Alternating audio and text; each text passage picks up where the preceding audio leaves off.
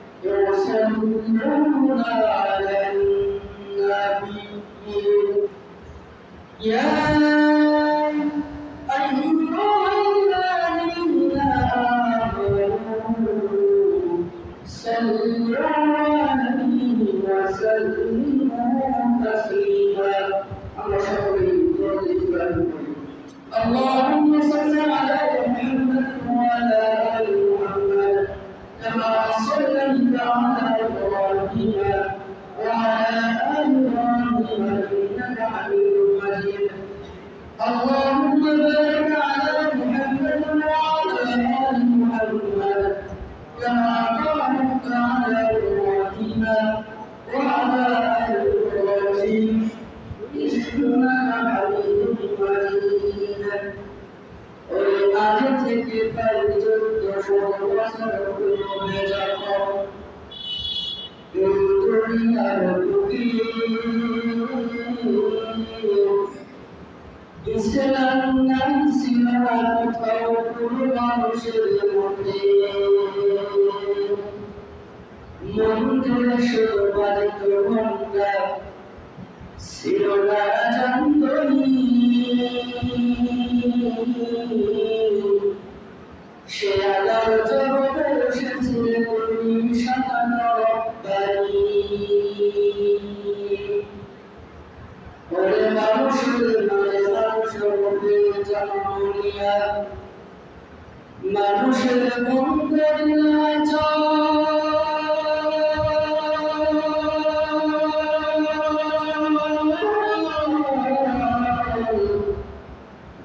ভালোবাসা দিয়া কোরআন দিয়া হাদিস দিয়া অন্তর দিয়া অন্তর দিয়া জবান খুলে কালমা পড়ে লা ইলাহা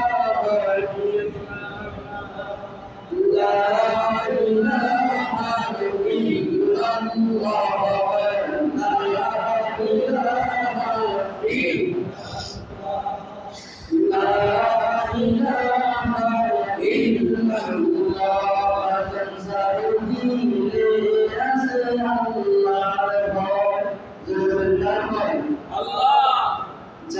দিলে আছে আল্লাহর ভয় ইমানি শিরা দুনিয়াদারি ভালো লাগে না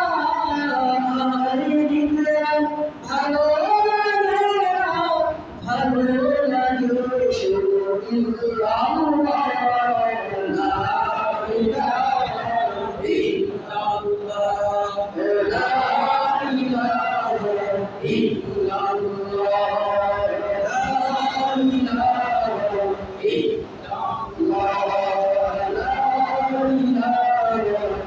ইল্লাল্লাহ লা ইলাহা ইল্লাল্লাহ লা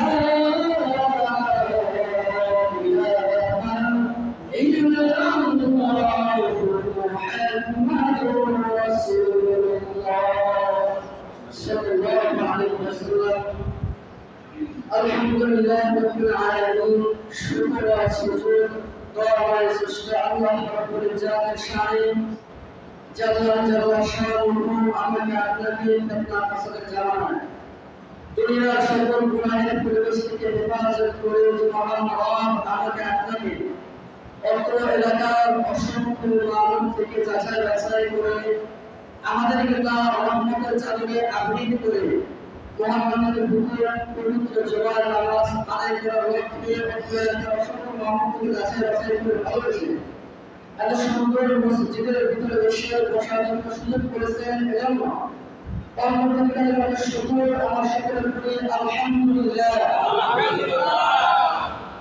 অসংখ্য অবনত মাসের ধরে সারা অনুষ্ঠিত মানবতার মুক্তির সনদ মুক্তির বিশাল মুক্তির কান্দারি সৈয়দ ইসলাম আলী মিল্লাহ মুরসালিন শাহিদুল মুসলিমিন গোটা বিশ্বের উম্মত মুসলিমার পরিজন কুরআনের ইসলাম মানবতার বিশাল করি সাল্লাল্লাহু আলাইহি ওয়াসাল্লাম সম্মানিত নাযিরিন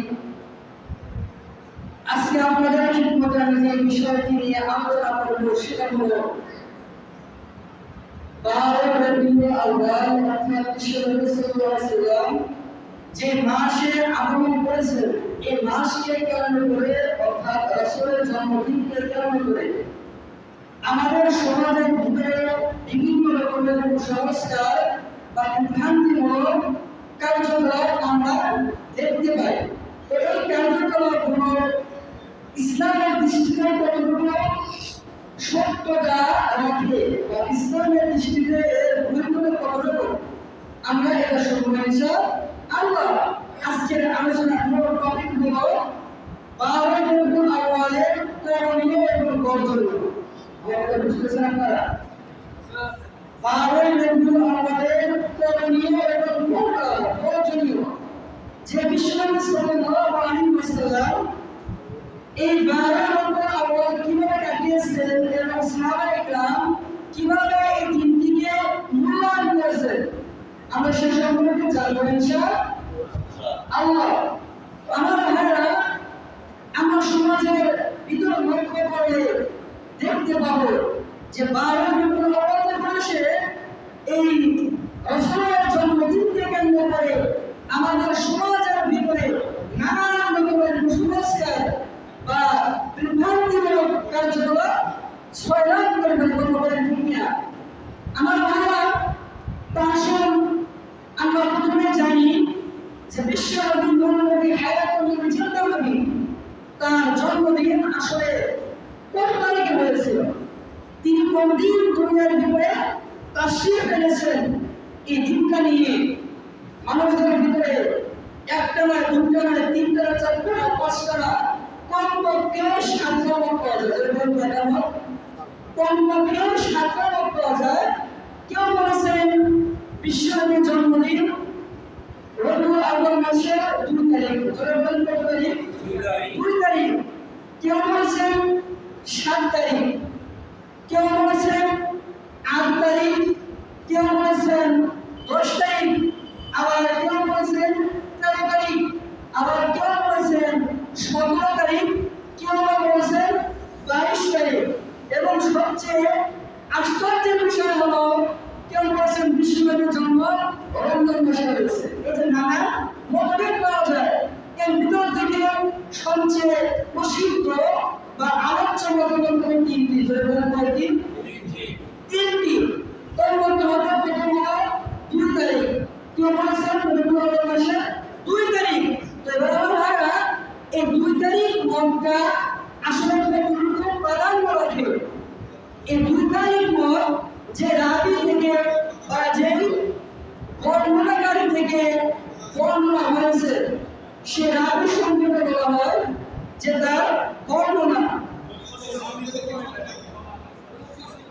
যে তার বর্ণনার ক্ষেত্রে তার ইলম ছিল অনেক, তার ইলম ছিল অনেক, কিন্তু কোন একটা কারণ ছিল তার মতামত গ্রহণযোগ্য হয়নি।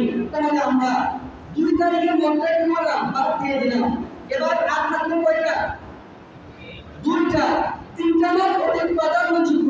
আমরা একটা মত বাদ দিয়ে ফেললাম। 2 তারিখের মতটা বাদ দিয়ে ফেললাম।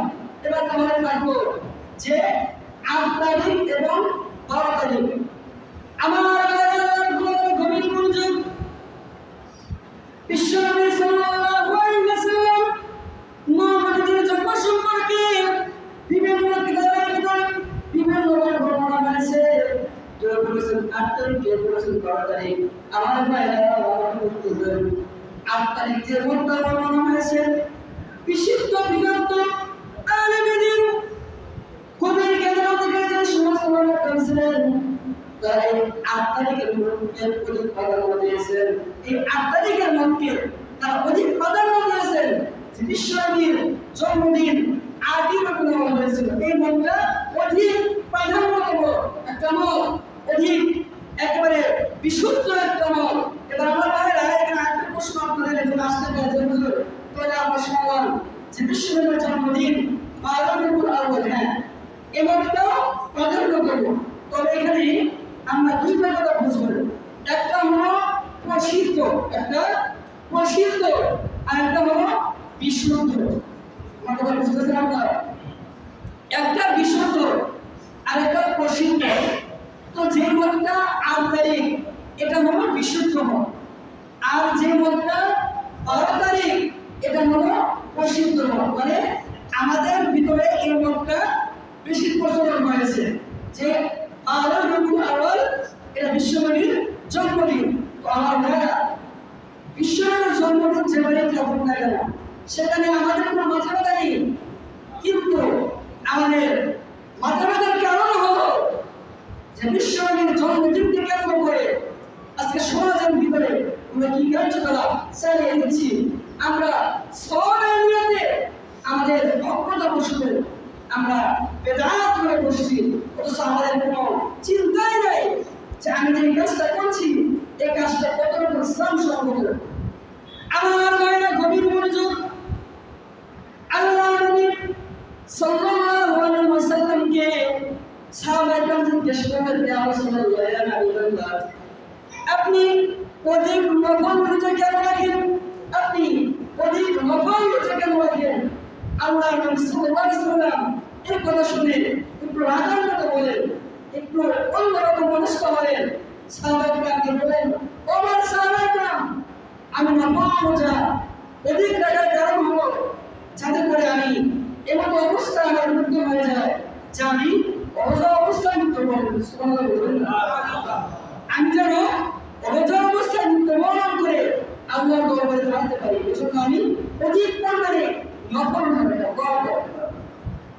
আমার ভাইরা আজকে নবীজির জন্মদিনকে কেন্দ্র করে সমাজের ভিতরে নানা ঈদে মিলাদুন নবী নামে কত করে আজেবাজে শুভেচ্ছা চালানো হয়েছে। আমার ভাইরা জীবিত মতলক্ষপূর্ণ একটা বিষয়। কেউ বলেছেন 12 তারিখ, কেউ বলেছেন 8 তারিখ, আমরা ইতিমধ্যে জেনেছি এটা রাসূলের জন্মদিন, যে এক একজনের এক এক মত। কিন্তু 12 রবিউল আউয়াল এটা যে নবীজির মৃত্যু তারিখ, এই তারিখ নিয়ে কারো কোনো ইখতিলাফ নেই, এই তারিখ নিয়ে কারো কোনো মতভেদ নাই। মানে মুসলমান আমার কথা বুঝে থাকতে বলেন, আপনি নিশ্চিত জানেন যে আজকের তারিখে আপনার বাবার মৃত্যু দিবস। তোমাদের বাবার কোনো বৈধ সন্তান বাবার মৃত্যু দিবসে কোনো আনন্দ উৎসব করতে পারেন? বুঝলেন না? কোনো বৈধ ভক্তি ফ্যামিলির সন্তান তার পরিবারের মুরব্বীর মৃত্যুর দিনে কোনো আনন্দ উল্লাস করতে পারে? কোনো আনন্দ উল্লাস করতে পারে না। কিন্তু আফসোস, বিশ্বনবীর জন্মদিন যেহেতু মধুমন্তপূর্ণ একটা বিষয়টা আমরা ছেড়ে দিলাম, কিন্তু 12 রবিউল আউয়াল বিশ্বনবীর মৃত্যু তারিখ, এই তারিখ নিয়ে কেন কোনো মতভেদ নাই।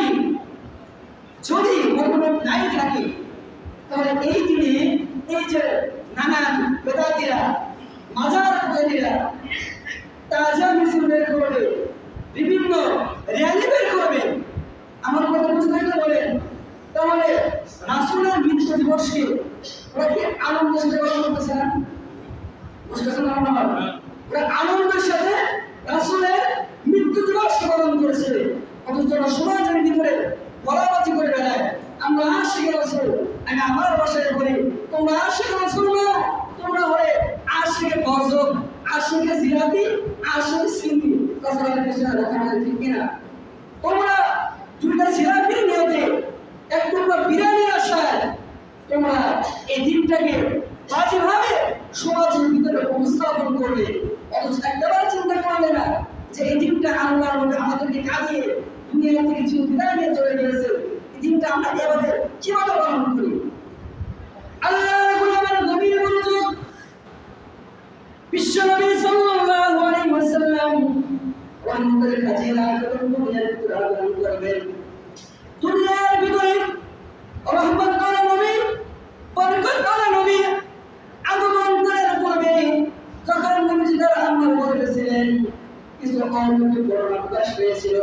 আমার ভাইরা, সাধারণত যখন আমরা আমাদের মায়ের ঘরে ছিলাম অথবা আমাদের মার ঘরে, আমাদের স্ত্রীরা গর্ভবতী হয়ে যায়, তাদের দুনিয়ার নীতি অনুযায়ী স্বাভাবিকভাবে আমাদের মায়ের গর্ভবতীর পেট কিন্তু উপর দিকে চলে আসে। কথা বলে ঠিক কিনা? বুঝতেছেন আমার কথা? গর্ভবতী মায়ের পেট কিন্তু উপরের দিকে চলে আসে, কিন্তু আল্লাহ নবী যখন গর্ভে ছিলেন আম্মা জান আমিনার পেট একদম স্বাভাবিক ছিল। সুবহানাল্লাহ বলবেন না? এটা নবীজির সত্যতার একটা আলামত। এবং বিশ্বনবী যখন গর্ভে ছিলেন, আল্লাহ নবী সাল্লাল্লাহু আলাইহি ওয়াসাল্লামের পিতা বিশ্বনবীকে 6 মাসের গর্ভে রেখে দুনিয়া থেকে বিদায় নিয়ে গিয়েছেন। তো আমার ভাইরা, তৎকালীন সময়ে একটা প্রথা ছিল, যদি কোনো মহিলা বিধবা হয়ে যায় তাহলে 1 বছর পর্যন্ত বিধবা মহিলা কোনো সাজসজ্জা করতে পারবে না এবং কোনো খুশবু ব্যবহার করতে পারবে না। আল্লাহর গোলামের গভীর মনোযোগ। আম্মা জান আমিনা যখন বিধবা হয়ে গেলেন, নবীজির পিতা হযরত আব্দুল্লাহ যখন দুনিয়া থেকে বিদায় নিয়ে গেলেন, বিশ্বনবী গর্ভ অবস্থায় ছিলেন, মাত্র 6 মাসের গর্ভে। এবং অবস্থায় আম্মা জান আমিনা যখন রাস্তায় বের হতেন, রাস্তায় খুশবু ব্যবহার করলেন। আম্মা জান আমিনা যখন রাস্তা দিয়ে হাঁটতেন, পানির জন্য ডুবে যেতেন, রাস্তায় একটা সুঘ্রাণ ছড়িয়ে দিত। এই সুঘ্রাণ আরবের লোকেরা ইতিপূর্বে কখনোই তাদের নাক এই গান গ্রহণ করেনি। এরকম যেতে যেতে যখন দিন দিন গান বৃদ্ধি হচ্ছে, তৎকালীন আরবের মানুষেরা, আরবের মহিলারা নবীজির দাদা হযরতে মুত্তালিবকে অভিযোগ করলেন যে, ও আব্দুল মুত্তালিব, আপনি আমাদের নেতা, আপনি কুরাইশ বংশের সর্বোচ্চ মানের একজন ব্যক্তিত্ব, আপনার পুত্রবধূ সবেমাত্র কেবলমাত্র বিধবা হলো। এই বিধবা হওয়ার সব তো আমরা জানি 1 বছর, কিন্তু আপনার বিধবা পুত্রবধূ মনে হয় উনি সুঘ্রাণ ব্যবহার করে, যার কারণে রাস্তায় বের হলে আমরা সুঘ্রাণ করতে থাকি। এই বিষয়টি কিন্তু আপনি সত্যতা যাচাই করবেন, আপনার পুত্রকে জিজ্ঞেস করবেন। আল্লাহর গোলামেরা গভীর মনোযোগ। এই অভিযোগ পাওয়ার পরে বিশ্বনবী সাল্লাল্লাহু আলাইহি ওয়াসাল্লামের দাদা বিশ্বনবীর আম্মাকে ডাকলেন। বিশ্বনবীর আম্মাকে ডেকে বললেন, ও আম্মা, আমার সন্তানকে বললাম তো শুধুমাত্র বিগত 6 মাস পূর্বে দুনিয়া থেকে চলে গিয়েছেন। এর মধ্যে আমি তোমার নামে কিছু অভিযোগ পেলাম, সে অভিযোগ কতটা সত্য আমি তোমার কাছ থেকে শুনতে চাই। আমি শুনলাম তুমি যে রাস্তাতে হাঁটো, তুমি যে দিক দিয়ে চলাচল করতে থাকো, ওই দিক দিয়ে সুবিধা হাসপাতাল করবেন না। তো মানি না, তুমি এই বিষয়ে কিন্তু আমাকে সত্যতা প্রমাণ করে দাও যে তুমি কি আসলেই কোনো শুক্রান ব্যবহার করতে থাকো। আমার ভাইরা, বিশ্বনবীর আম্মা তার শ্বশুর আব্দুল মুত্তালিবকে বললেন, আব্বা, আপনার সন্তান আব্দুল্লাহ দুনিয়া থেকে যেদিন থেকে চলে গিয়েছে, আমি তারপর থেকে কোনো শুক্রান ব্যবহার করতে বলবেন না। আমি তারপর থেকে কোনো শুক্রান বা কোনো সুগন্ধ আমার শরীরে লাগাইনি।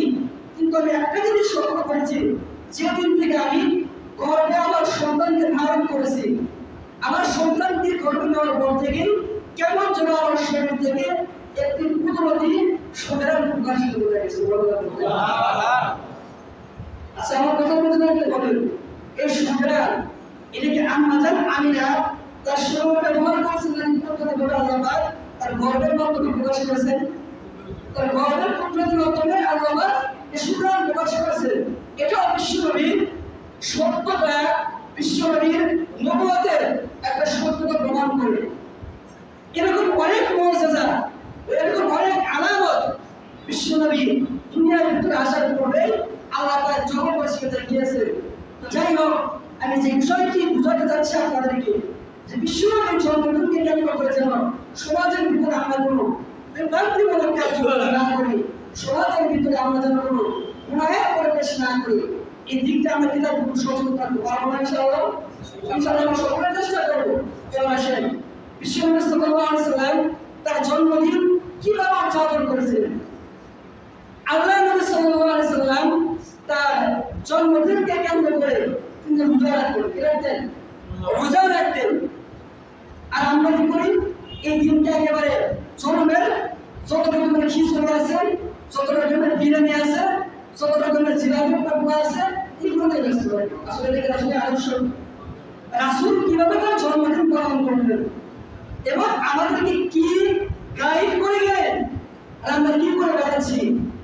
আমরা আশিকে রাসূলের স্লোগান তুলে আমরা আশিকে শয়তানের অনুসরণ করছি, অথচ আমরা চিন্তা করছি না যে আমরা ভালো করতে গিয়ে মন্ত্র করে ফেলছি।